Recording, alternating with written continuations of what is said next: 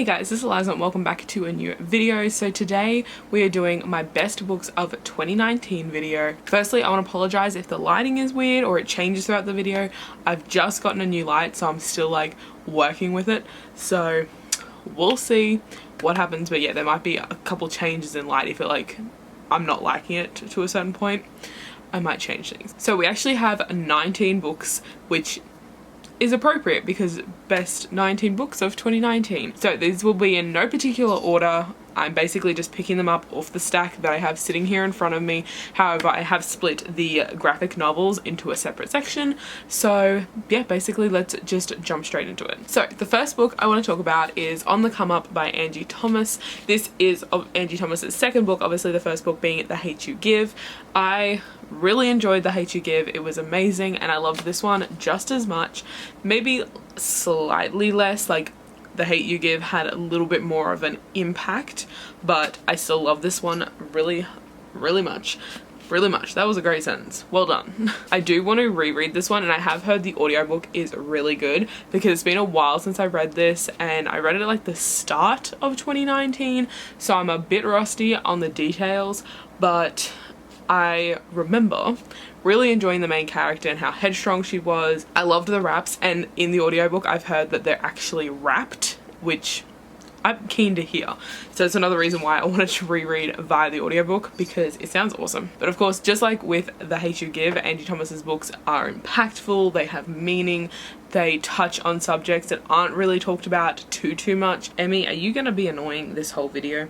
He's now sitting on my foot. But yeah, this one deals with racism and about freedom of speech. I really enjoyed this one. Really important book.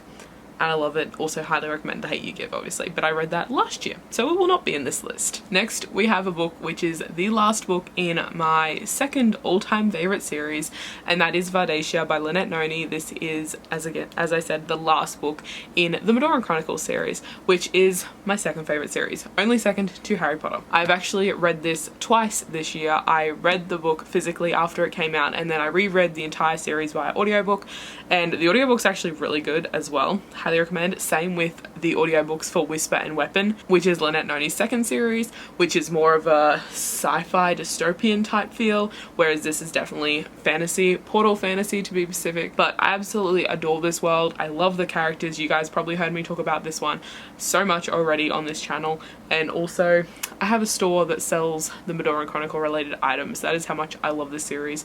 We have like a whole range of candles, we've got a massive range of bookmarks, and we also do mystery boxes themed around this book, which they are currently on sale. In case you're interested, the Journey to Pandora crate is currently up on our website for the last restock. So if you love the series, go and check that one out. We also offer Afterpay now to Australian residents, so there's that. But yeah, I absolutely adore this series. The friend group, the world is so diverse and so detailed and just engrossing, and I love it. And I love the plots. They're always like edge of your seat. You have no idea what's going to happen next. But I absolutely adore this series and I highly recommend picking it up. It just gets better and better with each book, and I absolutely love it. The next book we have is the fourth book in a series, and it is In an Absent Dream by Shauna Maguire, which is the fourth book in the Wayward Children series.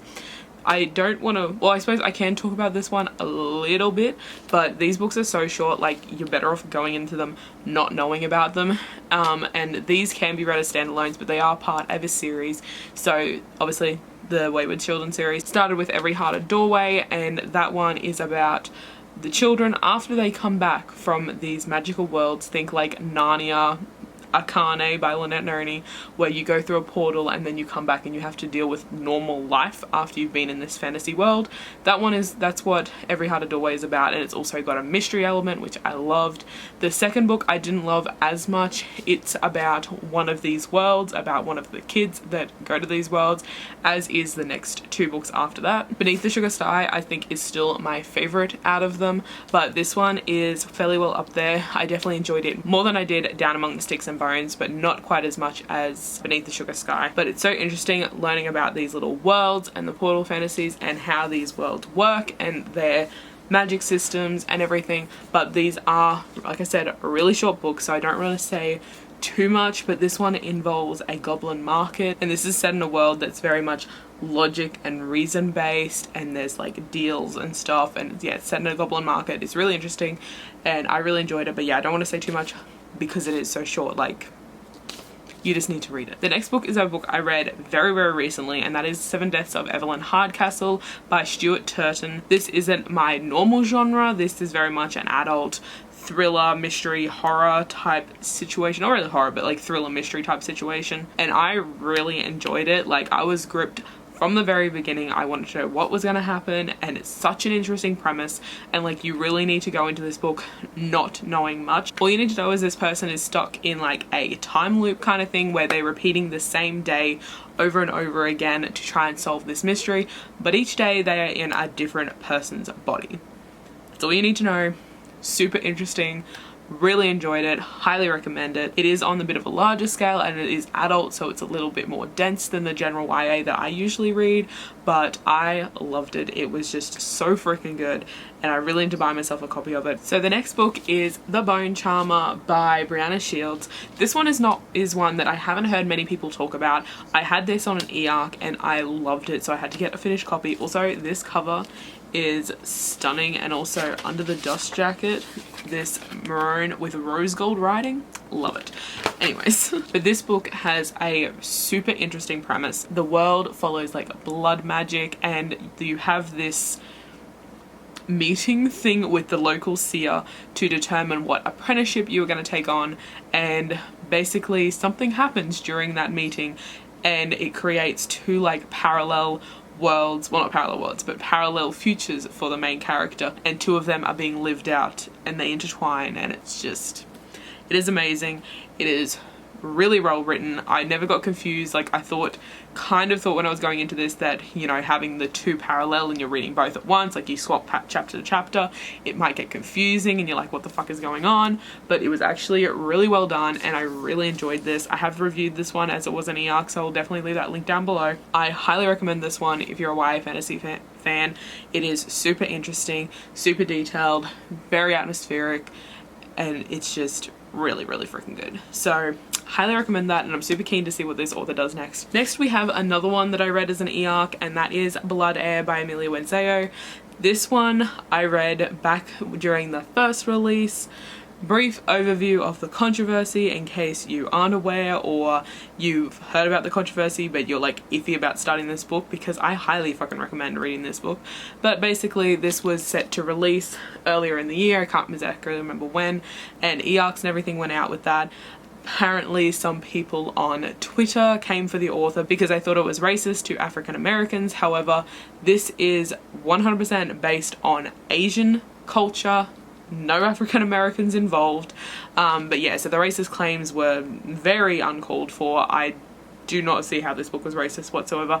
Yes, there is races within the Asian culture in this, but it was never done in a way to insult that actual culture.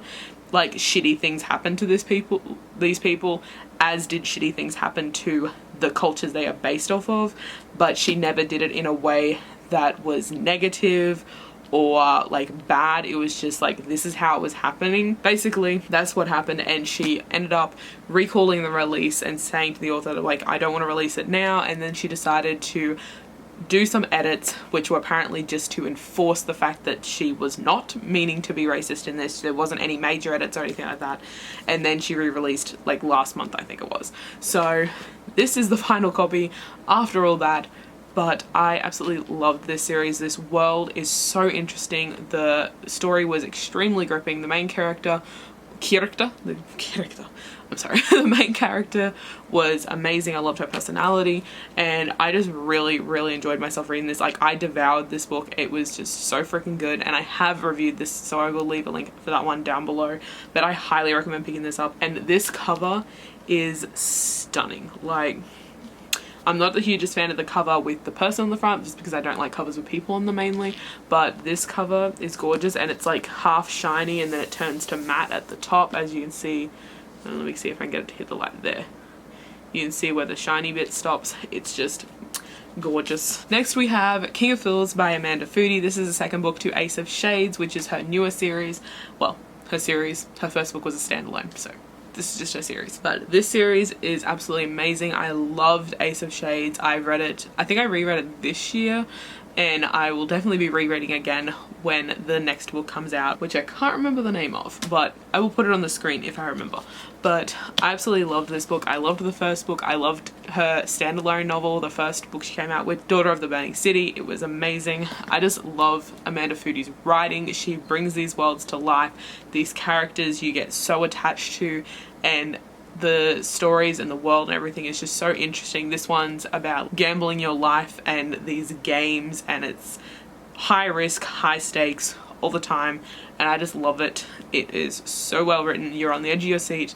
It's just freaking amazing. So yeah, highly recommend this one. Well, highly recommend picking up Ace of Shades if you haven't yet, but I absolutely love this. The next book I'm going to talk about is Contagion by Erin Bowman.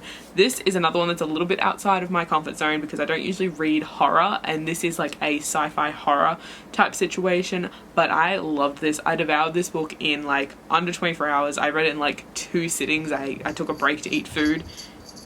I'm sorry, my cat is galloping around the fucking house. But yeah, this was just the type of book that gripped you the entire time. You had no idea what was happening, but you wanted to know what happens next, and you're on the edge and you had no idea who to trust, and it was just amazing. There definitely was that horror aspect to it as well, but it was done in a way that you weren't like freaking terrified, but you were like, shit, what is happening? That type of thing. So I really enjoyed it, loved it actually so much, and I highly recommend it.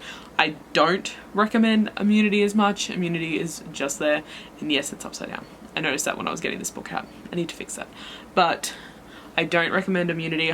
Honestly, this book can be read as a standalone. Like, it concludes well enough. Like, it's not a full conclusion obviously, but neither is that one, but it does conclude in a way. So honestly, I'd recommend just reading this one. Not a huge fan of Immunity. It gets out of that like sci-fi horror situation, which was like the best part of this book, and like it goes elsewhere, and it wasn't as good, and it was like predictable, and yeah, whereas this was super unpredictable, super on the edge. It was awesome. So yeah, highly recommend this one. Not so much Immunity, which I also read this year. Now we have another one that I read as an e-arc and then later bought because it was amazing, and it's also a gorgeous cover. Crown of Coral and Pearl by Mara Rutherford. Honestly, I'm having so much fucking trouble describing this book. I've tried like 5 times. It's just not working. So I'm just going to read the synopsis for you. For generations, the princes of Illyria have married the most beautiful maidens from the ocean village of Vanira. But though every girl longs to be chosen as the next princess, the cost of becoming royalty is higher than any of them could ever imagine. Nor once dreamed of seeing the wondrous wealth and beauty of Illyria and the kingdom that's ruled her village for as long as anyone can remember. But when a childhood accident left her with a permanent scar, it becomes clear that her identical twin sister Zadie would likely be chosen to marry the crown prince, while Noor remained behind, unable to ever set foot on land. Then Zadie is gravely injured, and Noor is sent to Illyria in her place. To Noor's dismay, her future husband, Prince Serene, is as forbidden and cold as his home, a castle carved in a mountain and devoid of sunlight. And as she grows closer to Serene's brother, the charming Prince Talon, Noor uncovers startling truths about a failing royal bloodline, a murdered queen, and a plot to destroy the home she once so eager to leave. In order to save her people, Noor must learn to negotiate the treacherous protocols of a court where lies reign and obsession rules. But discovering her own formidable strength may be the one move that costs her everything: the crown, Zanira, and Zadie. That's the best way to describe it. As I said, I had so much trouble describing it. So there is a synopsis, but I loved this world. I loved Noor as a main character. I loved learning about the village, and then we've got this mystery that comes in, and it's just incredible. It's, as I said, so hard to freaking describe because it is just so complex and there's so much happening, but it's never done in a way that's like rushed or you're confused. It's just amazing. I love this book so much, and I will leave my review linked down below for this one as well, and I highly recommend it, and I'm keen to see what happens next. So the next book is The Song Rising by Samantha Shannon. This is the 3rd book to the Bone season. I also reread the Bone season and the second book, The Mime Order, this year because I just love them. They do take me a fair while to read. They are a tad dense for YA, but I absolutely love them, so I don't mind it taking a little while to read them. So I don't want to say too much about this one as it is the third book in a series, but The Bone Season is about this girl who gets captured because she is a clairvoyant, basically a criminal, because she has abilities, and she is captured and sent to this like camp basically, which is run by these out of world peoples, and they're basically treated as slaves, and she has to try and escape that. Basically that was what the first book was about, the second book, and then the third book, as I said, I won't say much because you're better off just going and not knowing, because these books are incredible. They are so detailed, so advanced. This world is so intricate and thought out and detailed, and I just absolutely love it. The main character is awesome. I freaking love her so much, and it just gets better and better with each book, honestly. I love this one, and I have sprayed the edges so it matches. I love it. But yeah, highly recommend this series. And obviously Samantha Shannon has kind of blown up this year with her release of The Priory of the Orange Tree, and I haven't read it. I have started the audiobook, but I didn't end up finishing it because I had to start something else for a readathon, I think it was. But if it's anything like this, then I'm gonna love it. But highly recommend The Bone Season and checking out Samantha Shannon's work. So freaking good. Next we have I Am Change by Susie Zale. This one I actually received as part of a blog tour, and I'm so freaking glad I did, because this book was just amazing. It's probably not a book that I would have even heard of or picked up if it wasn't part of this blog tour, because it's just not a genre that I usually read. I don't tend to read contemporary, but I am glad that I read this one. And the only way to describe this book is to read the little bit of a blurb that's on the back. So I will just read that one out. Lillian has learned to shrink herself to fit other people's ideas of what a girl is. In Lillian's village, a girl is not meant to be smarter than her brother. A girl is not meant to go to school or enjoy her body or decide who to marry, especially if she is poor. Inspired by the true accounts of young Uganda women, I Am Change is a tragic but empowering story of how a girl finds her voice and the strength to fight for change. And that is exactly what this book is. It is not for the faint-hearted. There are some things that happen here that just be very careful going into this. It is definitely impactful. It is empowering. It is just such a freaking amazing book. I had no idea most of the things that these people go through, because it's just not something I know about as a white Australian, but it definitely opened my eyes, and it was just amazingly written. I just see this book as so important, and I highly recommend getting a hold of this one. Next we have 3 books that are in the same series, and that is the Jacobi series. The last 3 books, the Ghostly Echoes, Beastly Bones, and The Dire King. So I read Jacobi last year and absolutely loved it, and I picked up the other 3 books in the series and absolutely loved them as well. It starts off as like a mystery with a little bit of fantasy elements, but then it just gets more fantasy, more mystery, more crazy, and it's just amazing. It's one of those books where some of the things are that ridiculous you just laugh at it, but it's so well written. I love the main character of Abigail. I love Jacobi. It is just so freaking amazing. Love this series so much, and if you're a mystery fan or a fantasy fan, definitely recommend checking this out. The world is just so detailed, and like I said, it's just to some degree so friggin' ridiculous, but absolutely amazing.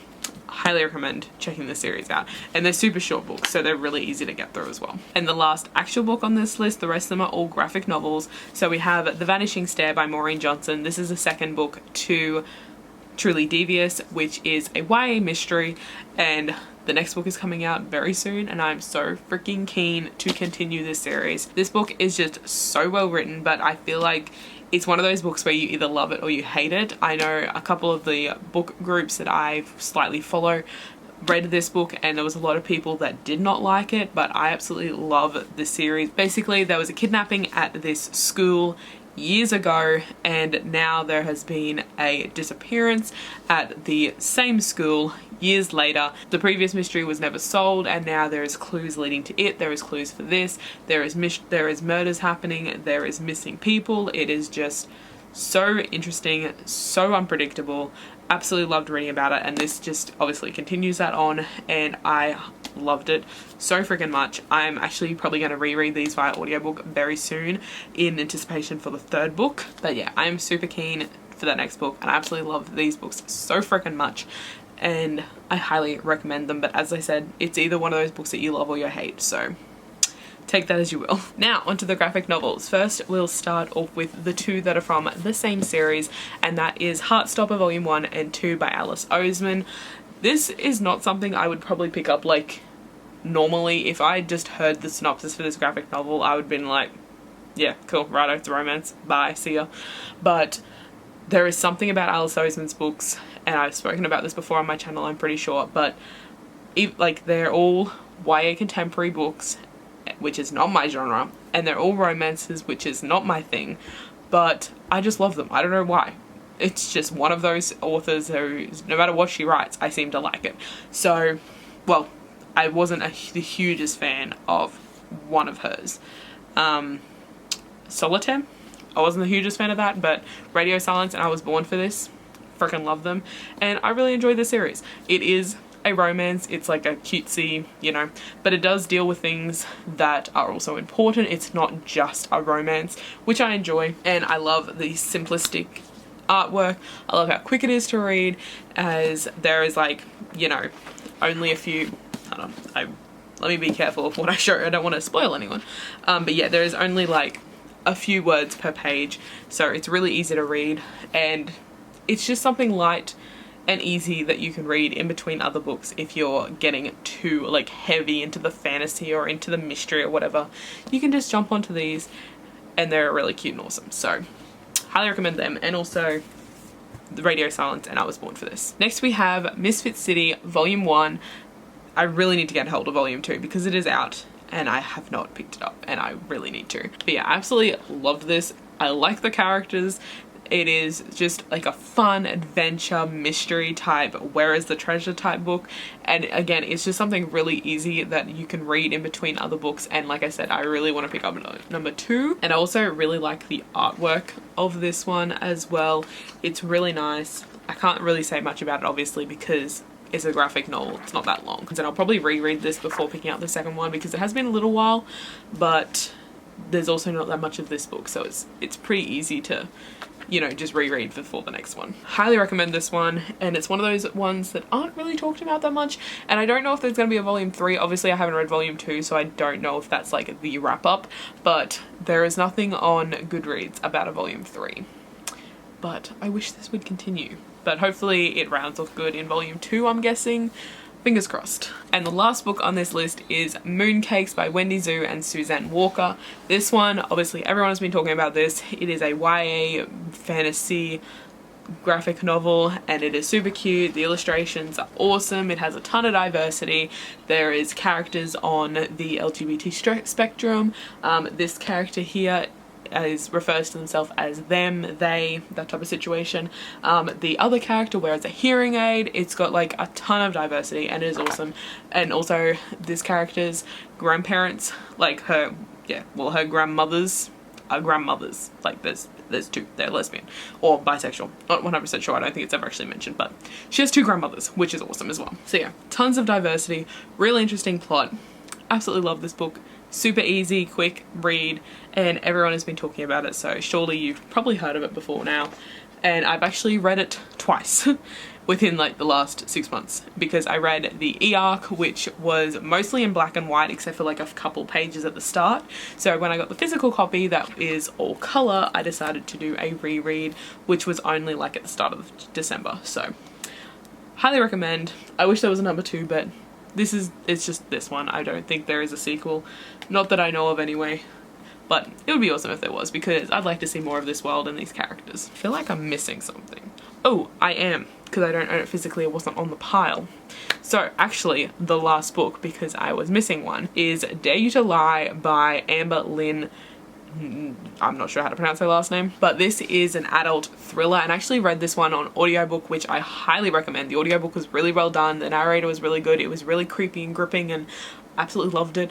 And like I said, it is a thriller, so it's very much gripping, unpredictable, you have no idea what's going to happen.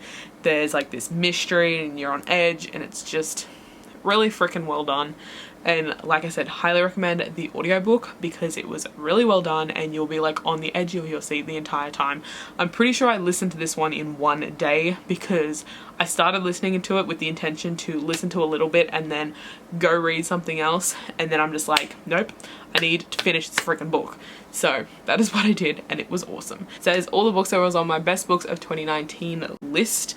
I hope you guys enjoyed this video, and I will be back very soon with my worst books, or worst/disappointing books of 2019 as well, which there is luckily a lot shorter list. So for one, the video was going to be shorter, and two, that means I didn't read that many like really crappy books. But that's because if they're crappy, I usually DNF them. That video is coming soon too. So yeah, that is it for this video, and I hope you guys enjoyed this, and I'll see you guys in the next video.